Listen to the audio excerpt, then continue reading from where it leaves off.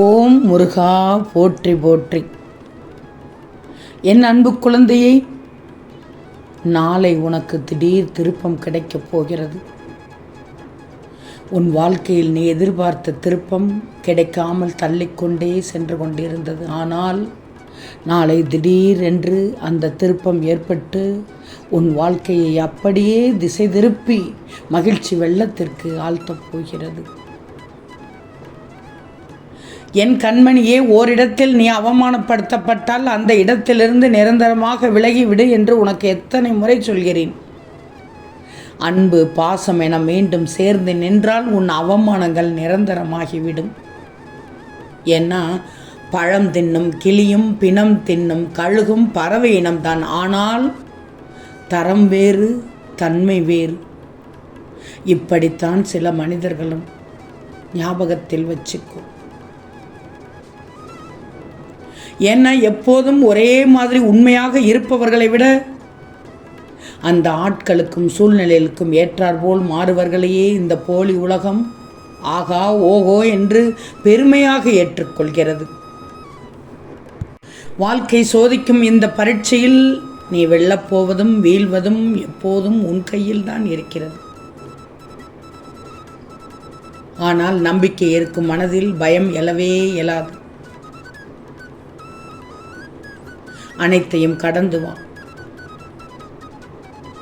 என்றும் நீதான் என்பதை வாழ்க்கையில் புரிந்துக்கோ. எதையும் சரிசமமாக இருக்க பழகிக்கோ. எதிலுமே சரிசமமாக இருக்க வேண்டும். நான் சொல்லும் உட்கருத்தை யோசிச்சுக்கோ. அளவுக்கு மீறின கோபம் நல்லது அல்ல. அளவில்லாத பொறுமையும் உன்னை கொல்லும், மெல்ல மெல்ல கொன்றுவிடும். எதுவும் ஒரு அளவுக்கு இருந்தால் போதும்.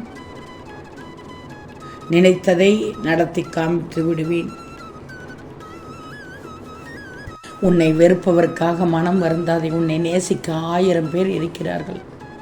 வெறுப்பவரின் வட்டத்தை விட்டு வெளியே வந்து பார். உன்னை நேசிப்பவர்கள் எத்தனை பேர் என்று உனக்கு புரியும். என்னால் முடியாது என்று சொல்வதற்கு நீ பிறப்பை எடுக்கவில்லை. நீ நினைத்துவிட்டால் கண்டிப்பாக செய்ய முடியும். அதற்கான வல்லமை, அதற்கான திறமை உன்னுள் நிரம்பி இருக்கிறது. உன்னால் முடியாத எந்த விஷயத்தின் மீதும் உனக்கு ஆசை வரவே வராது. உன்னால் முடியும் என்று நினைத்து எந்த காரியத்திலும் ஈடுபடு. சந்தேகத்திற்கே இடம் இல்லாமல் வெற்றி உன்வசம் ஆகிவிடும். உன்னுடைய எண்ணத்திற்கு மிகப்பெரிய சக்தி உண்டு. சாத்தியம் இல்லாதவற்றை கூட அது சாத்தியமாக்கும். முதலில் நம்பிக்கை கொள். அதுவே வழி நடத்தும்.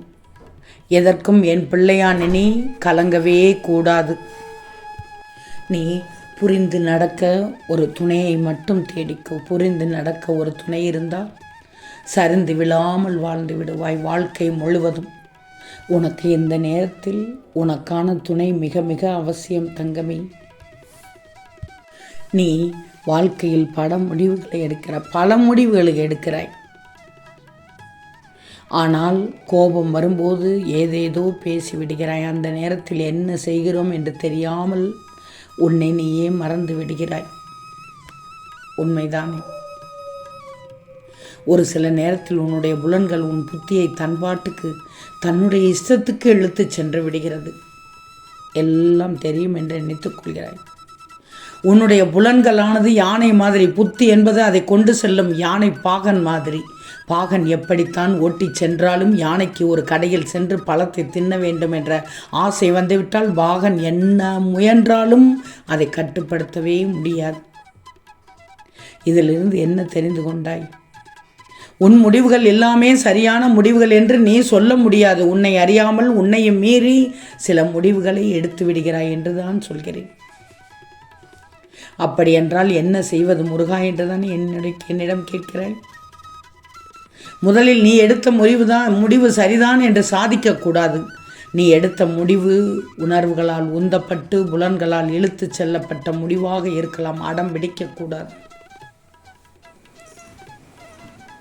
பெரிய முடிவுகளை உன்னை விட மூத்தவர்களை கொண்டு சரிபார்த்து கொள்ளணும். பயம், ஆசை போன்றவற்றால் தள்ளப்பட்டு தவறான பாதையில் சென்று விடக்கூடாது. இன்னொன்று, முடிவுகள் எடுக்கும் முன் ஒரு சில வரையறைகளை நீ சரி செய்து கொள்ள வேண்டும்.